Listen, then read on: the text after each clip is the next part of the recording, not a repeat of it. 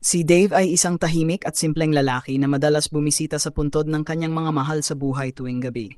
Halos araw-araw kahit hindi naman undas, siya ay nasa sementeryo. Para sa kanya, ang sementeryo ay hindi isang lugar ng takot, kundi isang lugar ng katahimikan at pagninilay.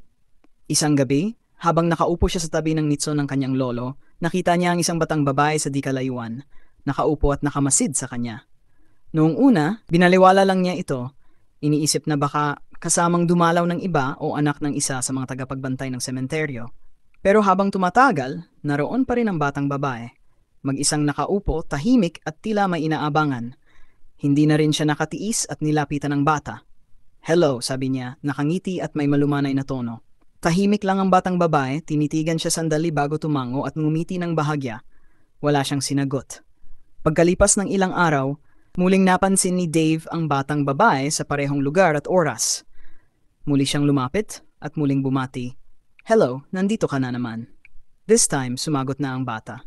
"Hello po, Kuya Dave." Nabigla siya lalo't alam ng bata ang kanyang pangalan. Hindi niya maalala kung kailan niya ito pinakilala sa bata. Pero sinikap niyang maging kalmado, hindi alintana ang kaba. "Anong ginagawa mo dito?" "Parati kitang nakikita sa lugar na ito." Ngumiti lamang ang batang babae at sinabing, "Wala lang po, gusto ko lang pong manood dito." Sa mga sumunod na araw, mas naging palagay na si Dave sa presensya ng bata. Madalas silang mag-usap sa sementeryo tuwing gabi.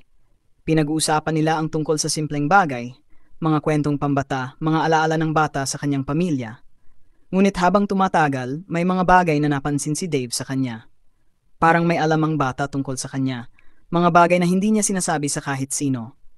Isang araw, naisipan ni Dave na yayain ang bata sa isang karinderya malapit sa sementeryo. "Kain tayo, gusto mo?" alok niya. Medyo nagtataka kung papayag ang bata. Saglit na natigilan ng bata, tila ba nag-aalinlangan. "Sige po kuya," mahina niyang sagot, ngunit may bakas ng kaba sa kanyang boses. Sa karinderya, kakaunti ang tao at tahimik ang paligid. Kumuha ng pagkain si Dave at pinagsaluhan nila iyon sa isang sulok. Habang nag-uusap sila, napansin niya ang pagiging alumpihit ng bata, parang hindi komportabling naroon. "Ayos ka lang ba?" tanong niya. "Opo, kuya," sagot ng bata, ngunit hindi niya maiwasang maramdaman ng malamig na hangin na tila umiikot sa kanilang mesa. Makalipas ang ilang araw, inanyayahan siya ng bata na magpatingin kay Aling Celia, ang hilot sa bayan. "May alam siya sa mga bagay na hindi madaling maintindihan, kuya. Baka makatulong siya sa'yo." Nagtaka si Dave. "Teka, bakit naman? Ayos lang naman ako ah." Ngunit mapilit ang bata. "Hindi po. Kailangan niyo pong magpunta," madiin niyang sabi. At sa mata ng bata ay may misteryo na hindi niya maipaliwanag. Kaya't pumayag na rin siya. Sa bahay ni Aling Celia, inabutan nila ang matanda na naghahanda ng mga dahon at langis sa maliit na mesa. Sinalubong sila nito ng isang matalim na tingin, ngunit tila ba siya lang ang nakikita ng matanda.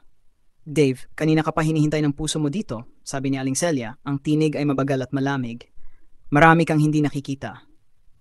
Tila ba may sinabi si Aling Celia na bumabalot sa isipan ni Dave, ngunit hindi niya mawari kung ano iyon. "Anong ibig mong sabihin, Aling Celia?" tanong niya, nakaramdam ng kakaibang kaba. "Hindi sa lahat ng oras ay kasama mo ang lahat ng tao, Dave. Sumunod ka sa nararamdaman mo. Huwag kang mag-alala, makikita mo rin ang kasagutan," sabi ng matanda habang nakatitig sa kanya. Ngunit wala ni bahagyang tingin sa batang babae na kasama niya. Dumating ang Biyernes, ang gabi ng kanilang usapan. Sa pagkakataong ito, naroon na naman ang batang babae. Ngunit kakaiba siya ngayon, hindi tulad ng dati niyang masayang anyo. "Kuya Dave, may sasabihin ako sa iyo," malungkot na sabi nito.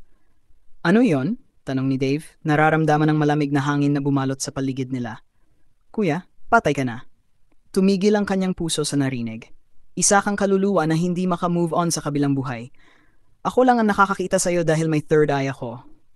Tumayo si Dave, lumingon sa paligid, at biglang napansin ang ilang pamilyar na eksena. Ang mga bulaklak sa nitso na siya ang nag-alay, ang kandilang palaging naubos, at ang presensyang hindi umaalis sa lugar na iyon. Ngayon lang niya napagtanto, siya na ang hindi makaalis sa sementeryo. Isa na pala siyang kaluluwa na naglalakbay sa lupa.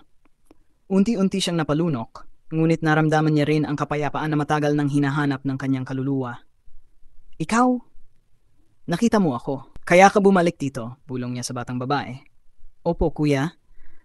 Pero oras na po para magpahinga ka. Sundan mo ang liwanag, kuya." Mapayapa na ang mundo mo, tugon ng bata, nakangiti ngunit may bakas ng lungkot.